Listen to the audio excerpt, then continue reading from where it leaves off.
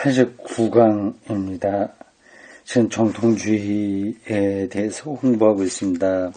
정통주의 하면 말 그대로 정통적이다, 그런 의미가 있긴 있습니다. 좋은 뜻으로 그렇게 있죠. 그 틀린 이야기가 아닙니다. 여기 틀리의 설명에 따르면 근본주의하고 좀 가깝네요. 근데 그렇게 될 수밖에 없는 이유들이 다 있겠죠. 여기서 우리가 더 길게 끌지 않겠습니다. 이 정통주의는 제가 앞에서 어딘가에서도 얘기했겠지만 그렇게 현대 신학에서 많이 다뤄지진 않습니다. 근데 틀리에 의하면 굉장히 중요한 신학의 흐름이라고 하네요. 종교개혁의 신앙의 내용, 어떤 그런 주장, 그런 것들을 체계화한 거기 때문에 그렇습니다. 체계화하다 보면, 체계화하려다 보면, 그 당시에 여러 가지 사변적인 것들이 들어오게 되고, 그리고 또 모순을 극복하려다 보니까 또 다른 논리가 들어오면서 좀 복잡해집니다. 그리고 축자영감설이 거기서 나왔다고 하는데 이게 어떻게 연관되는지는 제가 지금 소상하게 말할 자신이 없습니다. 그냥 이 틀리의 설명을 따라가는 게 최선인 것 같습니다. 자, 89강 434쪽 중간입니다. 만일 정통주의자가 성서의 원리를 신뢰한다는 것이 그들을 주관주의에 빠지는 것을 면하게 해준다고 믿는다면 그것은 잘못이다.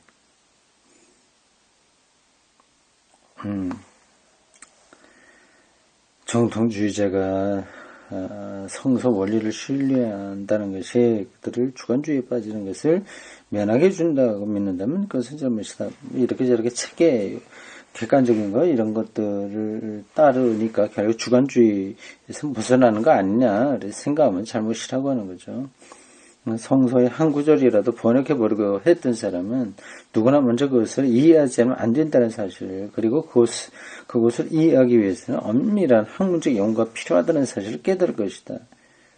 예. 여기에 비해 단순히 사람이 성서를 읽을 때에는 그 사람은 성서를 전통적 의미에서 이해한다. 그러나 성서를 이렇게 읽는 것은 그에 대해서는 구원의 힘을 가지는 것이 된다. 프로테스탄티즘의 이 사실을 성서는 그 자체의 해석자다라는 정식으로 표현했다.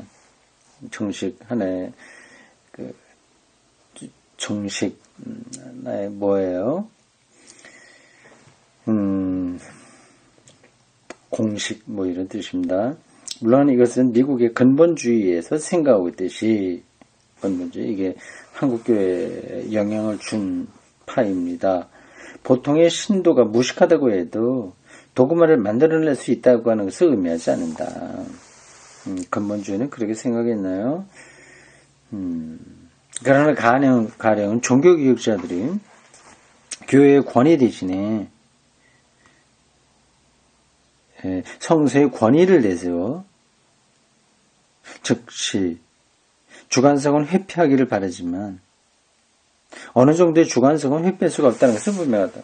성서를 해석하다 보면 그 사람의 개인적인 생각, 이런 것들이 다 들어가잖아요. 그런 거를 완전히 회피할 수는 없다고 하는 거죠. 제가 설교를 하지만, 제가 신학적인 바탕을 갖고 하더라도 저희의 주관적인 부분들이 완전히 빠지는 건 아니죠.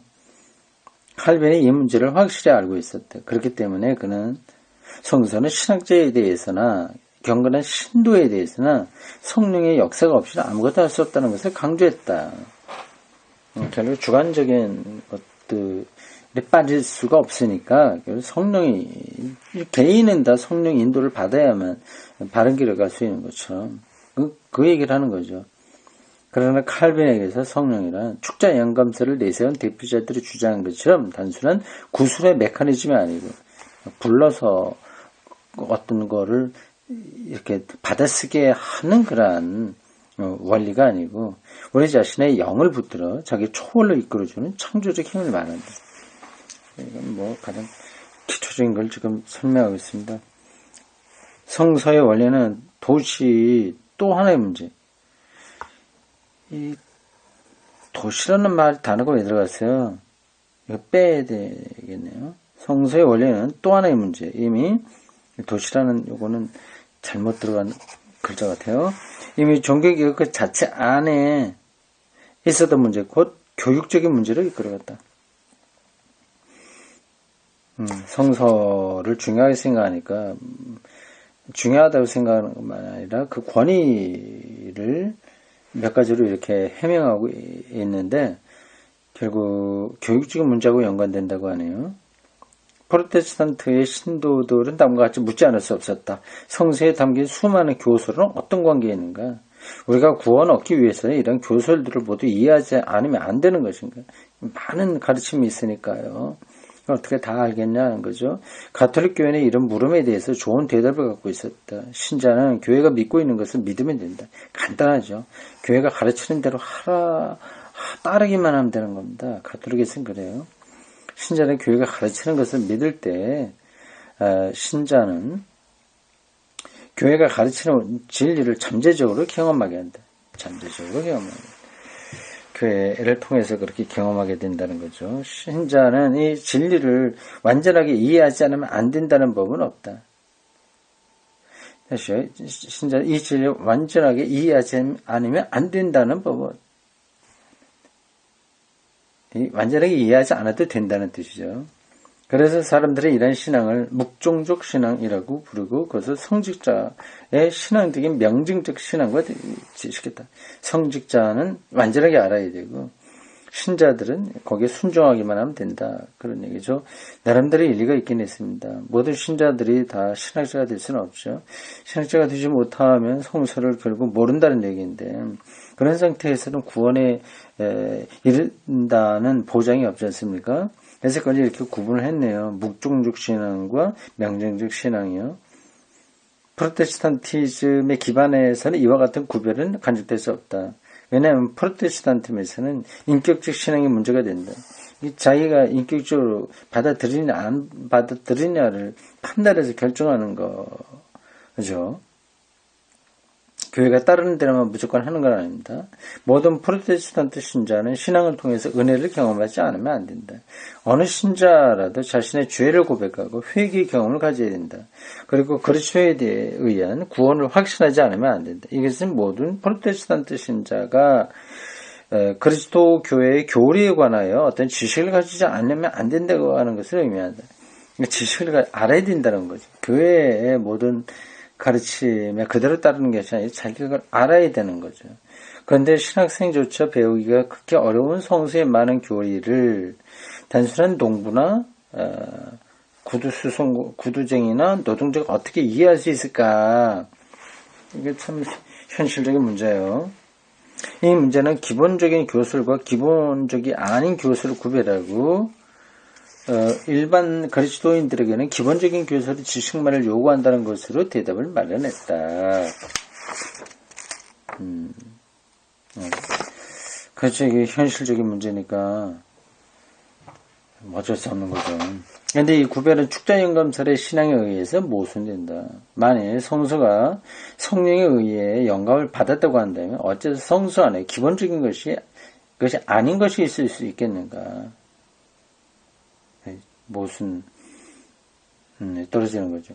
그리고 시대가 지나가면서 기본적인 것이 아닌 것으로 보였던 교술이라고 해도 여기에 어떤 귀결이 나왔을 때에는 기본적인 의미를 가질 수가 있다. 그러나 기본적인 교술이라고 해도 지금 기본적인 거 그리고 기본적이지 않은 거 구분하고 있어요. 축자연감설에 의하면 그것도 또 문제가 되는 거죠. 그러나 기본적인 교설이라고 해도 그것이 일반적인 신자들에게 이해될 수 있을까? 사실 그렇습니다. 창조론만 하더라도 무로부터의 창조라고 하는 것을 일반 신자들이 이해하기 어렵거든요.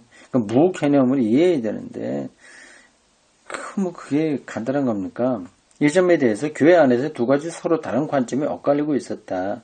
신학자는 기본적인 교술의 한계선을 대수하는 데는 넓히려고 했다. 그러니까 많은 것이 기본적인 거다. 그걸 꼭 알아야 된다고 주장했고요. 신학자에게는 그 모든 것이 중요했습니다. 가능한 많이 알아야죠. 그것은 모든 것이 그 영역이었을 뿐만 아니라 모든 것이 성서의 부분이었기 때문이다. 여기에 대해서 가르치는 사람은 단순한 사람들이 그 기본적인 교수를 이해할 수 있도록 그 내용은 최소한의 것으로 환원하려고 했다. 신학자들은 넓히는데 교회 목회자들은 그걸 줄이려고 한 거죠. 그게 지금 교회에서 그대로 나타나고 있습니다. 신자들에게 일반 교회에서 목회자들이 전하는 기독교의 내용이라고 하는 것은 아주 단순한 거예요. 마침내 교육적인 관심에 승리를 차지하게 됐다. 교육적이라고 하면 많은 걸 가르치도록 하는 그런 관심이라고 하는 건가요? 그러니까 신학자들은 기본적인 것을 넓히려고 했고 그 목회자들은 좁히려고 하는데 근데 어떤 게 승리했다고 하는 거예요? 신학자들이 승리했다는 얘기입니까? 계몽주의의 합리주의에서는 교리의 내용이 상식적인 이해의 수준까지 끌어내려졌다. 축소됐다는 얘기죠. 말로 보면. 근데 그 교육적인 관심에 승리를 찾아게 됐다 이렇게 말하니까 이게 조금 좀 잘 말이 비약이 돼서 따라하기 쉽지 않습니다. 프로테스탄트 교회의 교육적 관심은 계몽주의와 계몽주의의 가장 최고의 철학자들의 목표와 영합하게 됐다. 그래도 좀 애매해요. 교리 내용이 기본적인 교리 내용이죠. 꼭 배워야 될 것들이 상식적인 이해 수준까지 끌어내려졌다. 아주 간단하게 됐다는 얘기 아니겠어요? 그런데 계몽주의의 가장 최고의 철학자들의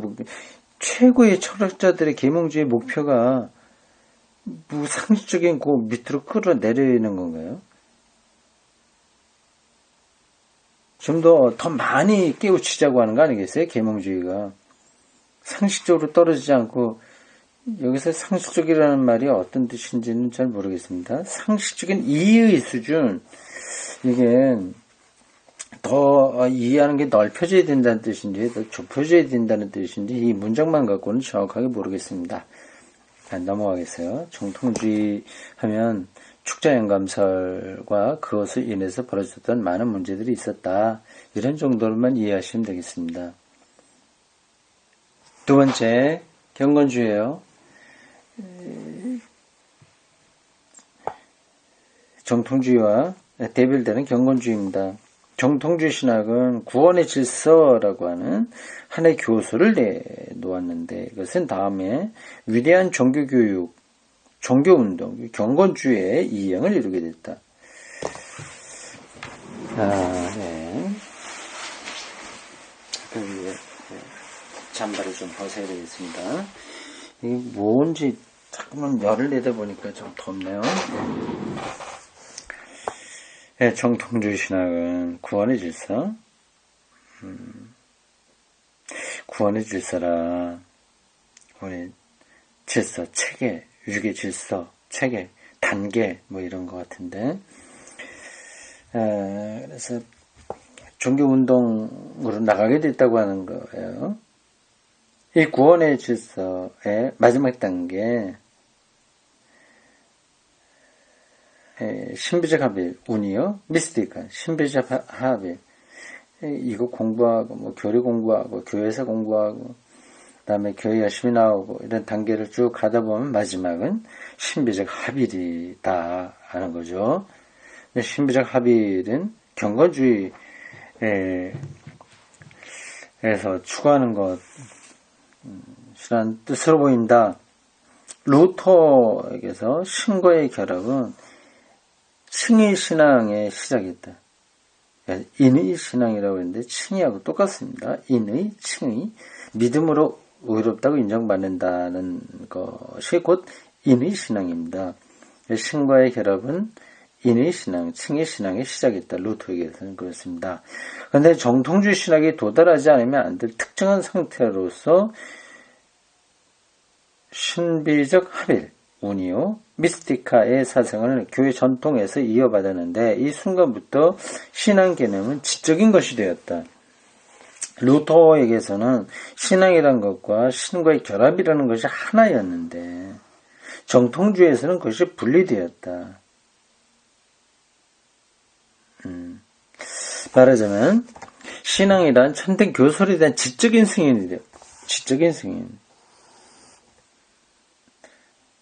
자기가 이렇게 저렇게 이해하고 파악해서 그걸 인정하는 것, 그걸 신앙이라고 되었고, 신과의 결합은 신비적 경험에 내게 됐다. 그렇게 내가 따지고 이해하고 승인한다고 해서 어떤 신비적 경험에 들어가는 건 아니거든요. 신비적 경험에 들어가기 때문에 승인을 하게 되는데, 어떤 정통주의에서는 그걸 구별했다고 하는 겁니다. 루터의 초기 발전은 신비주의적 영향 아래 있었다. 그가 아우슈트누스 수도에 들어갔었으니까요. 독일 신비주의 시대에 내려온 고전적 얘는 건전한 책, 독일 신학, 테올로기아, 도이치의 영향 아래 있었다. 루터 신학은 신에 대한 인격적 관계에 바탕을 하고 있었으며 따라서 거기에는 신비주의적 요소가 들어있어서 경건주의는 이것과 다시 결합할 수 있게 됐다. 복잡하죠? 넘어가겠습니다. 제가 이해는 하겠어요. 네, 더 머물러 있지 않아도 될 것 같습니다. 신에 대한 인격적 관계, 그냥 교회에 의지하는 게 아니라 자기가 스스로 판단해서 믿고 받아들이는 거, 그게 이제 인격적 관계예요. 그러다 보니까 누가 얼마나 그걸 저 사람이 예수를 조금 믿냐 안 믿냐 하는 거를 객관적인 거로 증명할 수는 없잖아요. 이렇게 신비주의적인 요소가 있는 겁니다. 그래서 그게 그런 부분에서 경건주의하고 결합이 루터 신학의 근거에서 가능한 거죠. 정통주의는 구원의 질서, 오르도, 잘루티스의 교설에서도 마찬가지로 신비주의적인 요소를 내포하고 있었지만 신비주의적이라고 하는 것은 수치화할 수 없다고 하는 거예요. 우리 이성적인 수치로서 그거를 객관할 수 없는 어떤 차원의 일들을 신비라고 합니다. 그런데 내포하고 있었지만 근본적으로는 객관적인 신학적 체계와 교회적 체계를 제시했다. 체계. 경건주의는 이러한 정통주의 신학의 객관주의에 대한 종교적 주관성에 반동했다. 말이 복잡하죠. 이건 진짜 생각을 해야 될 문장들입니다. 경건주의는 파이어티즘이라고 한다. 하여튼 열심히 예배드리고 기도 많이 하고 그런 것들을 가르쳐요. 신학적인 지식이 많아지는 게 아니라 경건성, 거룩한 체험 이런 것들입니다. 이런 거는 정통주의 신학의 객관주의에 대한 종교적 주관성의 반동이었다. 그러니까 정통주의 신학은 객관화하는 거에 대해서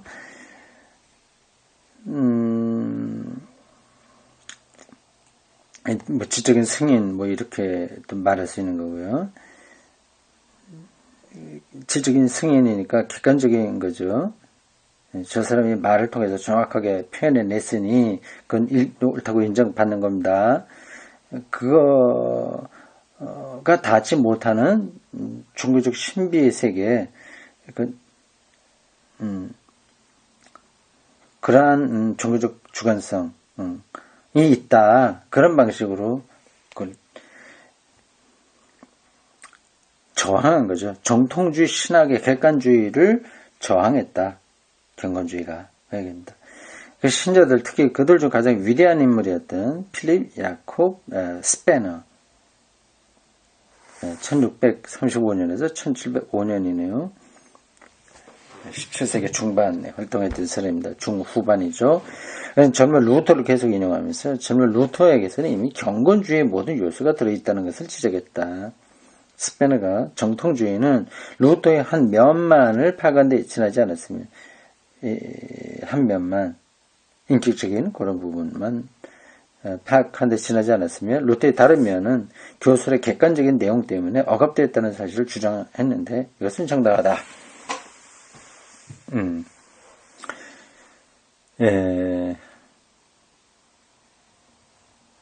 루터에게 있는 신비주의적 요소가 정통주의에 의해서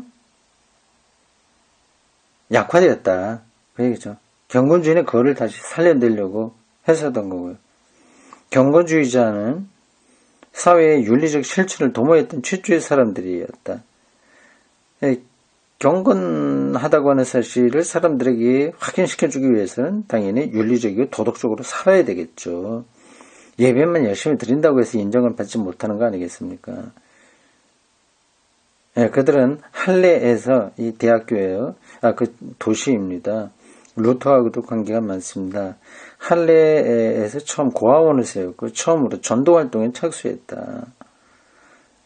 이와는 달리 정통주의자는 비그리스도적인 민족은 잃어버린 민족으로서 구원받을 수 없다.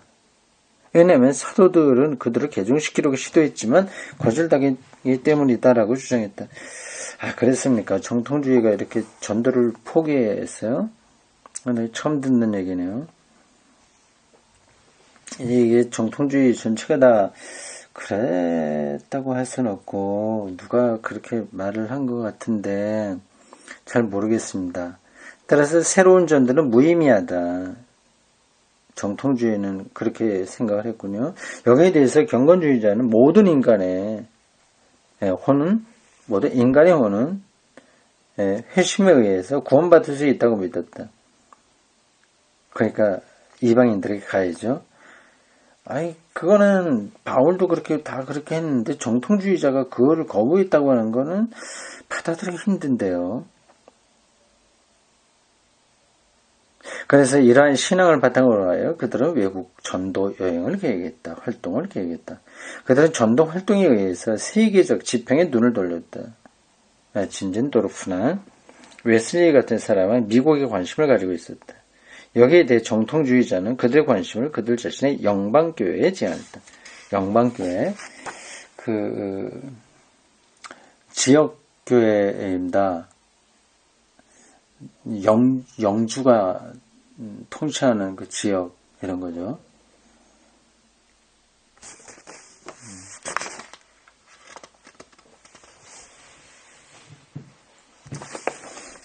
좀 복잡합니다.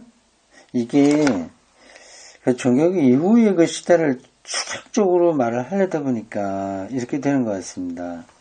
앞에서는 비교적 어느 대목에 집중적으로 얘기를 하는데 좀 많이 지면을 하려 하는데 여기서는 팍팍 나가네요.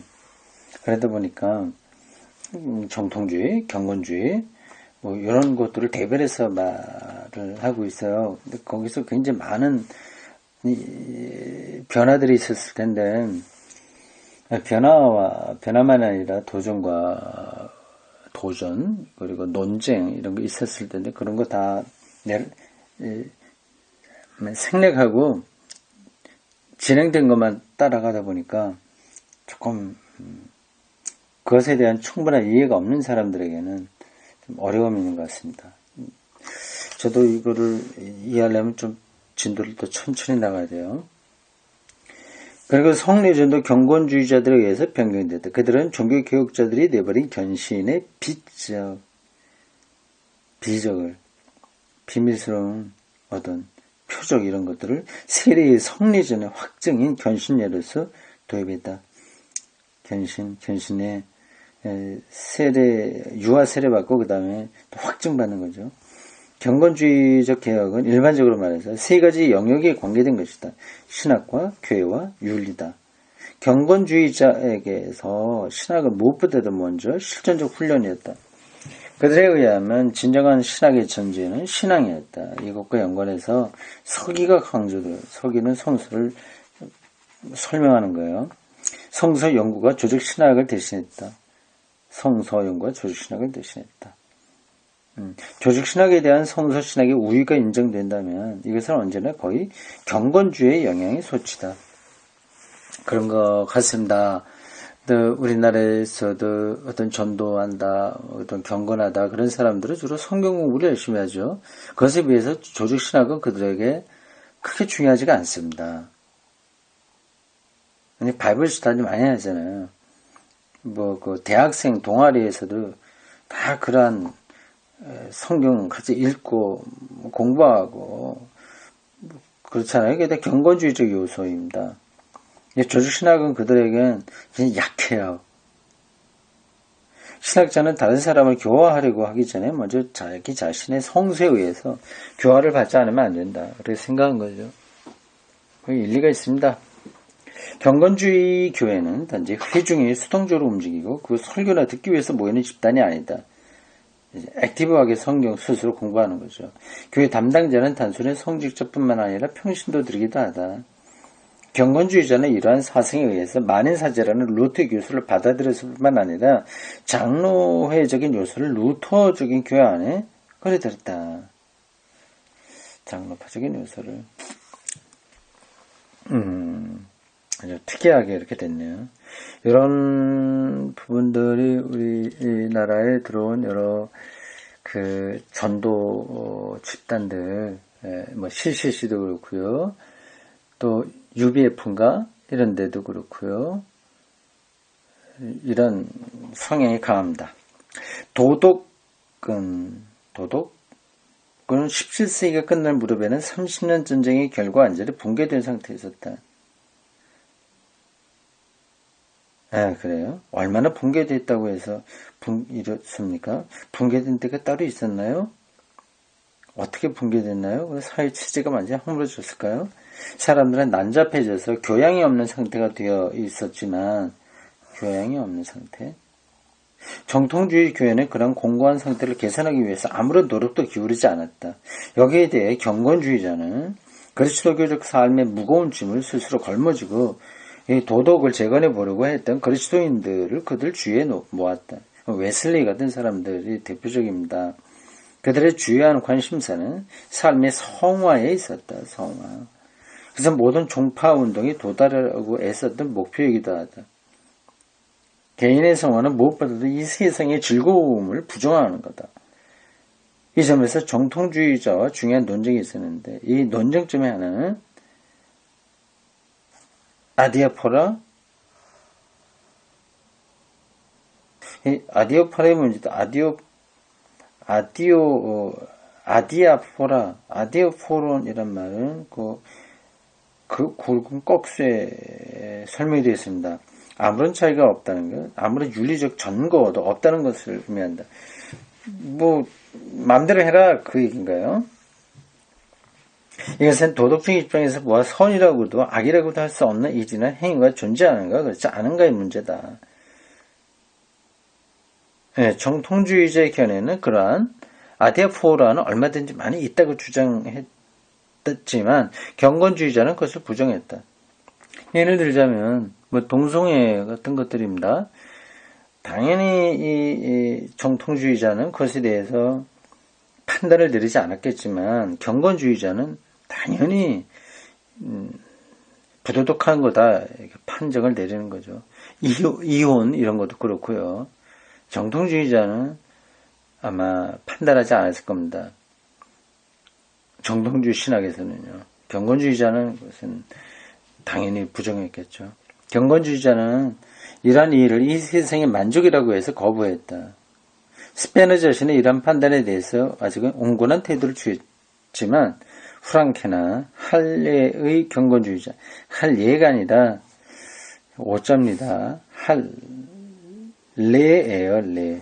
도시린입니다. 할례는 유대인들은 난지 7일 만에 받는 그거 행위고 할례입니다. 할례의 경건주의자들은 춤을 추는 것이나 연극을 구경하는 것이나 우아한 옷차림이나 화려한 연애 따위를 단죄하는데 극단적이었다.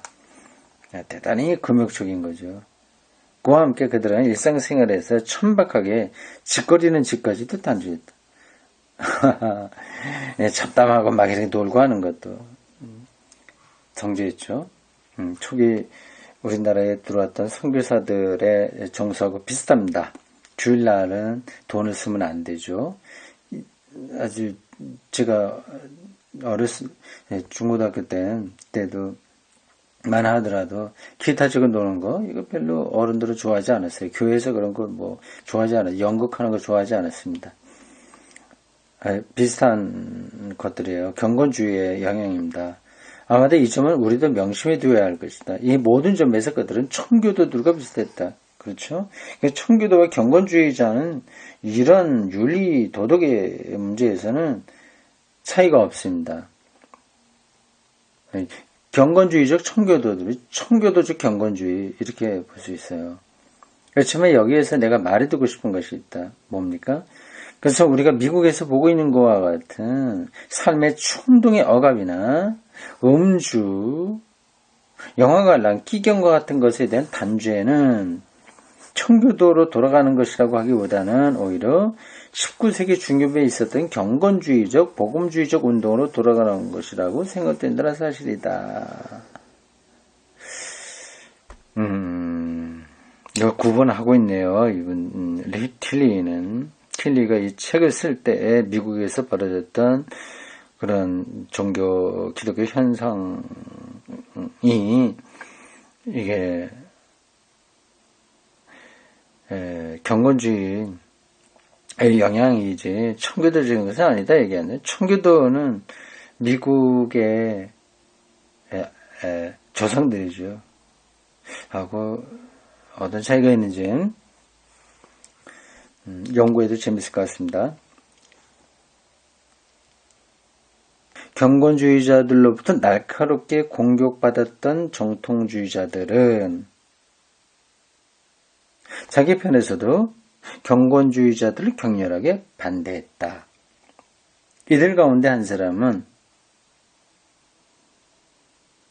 말룸 피티스티쿰 경건주의자의 악이라는 표제의 책을 썼다.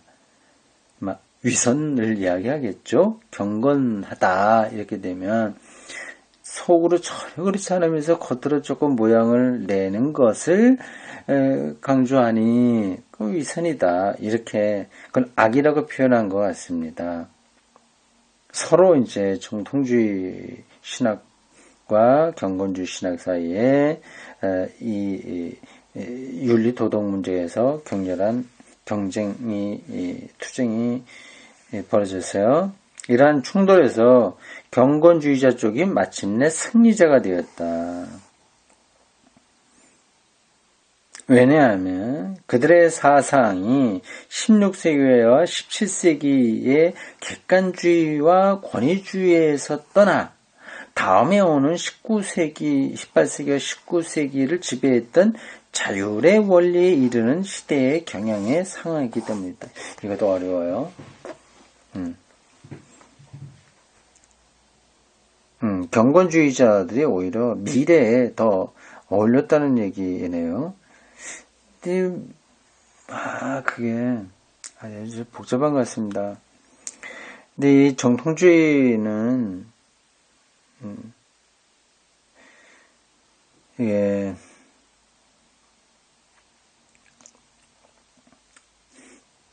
어떤 체계 속에 자꾸만 들어가려고 하니까, 신앙을 체계화시키려고 하다 보니 어떤 자율성이 강조되는 미래 시대에 적합하지 않게 된 거죠. 그들이 윤리도덕이라고 하는 점에서 경건주의의 금욕주의고 자학적인 그런 것을 반대했다고 하는 것 자체가 문제가 아니라 기독교 신앙과 하여튼 그러한 것들을 체계라고 하는 속에 가두어 두려고 하다 보니 결국 미래 시대의 정신에 맞지 않게 되고, 그러다 보니 그들과의 경쟁에 섰던 이 경건주의자들이 비록 윤리 도덕적인 면에서 폐쇄적이고 단죄적이고 금욕적이고 자학적이었지만 결국은 그 작은 싸움, 부분적인 싸움에서는 승리했다. 그리고 그 영향이 상당히 오래 지속됐다 하는 거죠. 그러니까 뭐 한국 교회도까지 계속된 걸 보니 그 영향력이 대단했다. 경건주의와 청교도의 영향력이 대단했다. 그런 것을 우리가 확인할 수 있습니다. 여기까지입니다.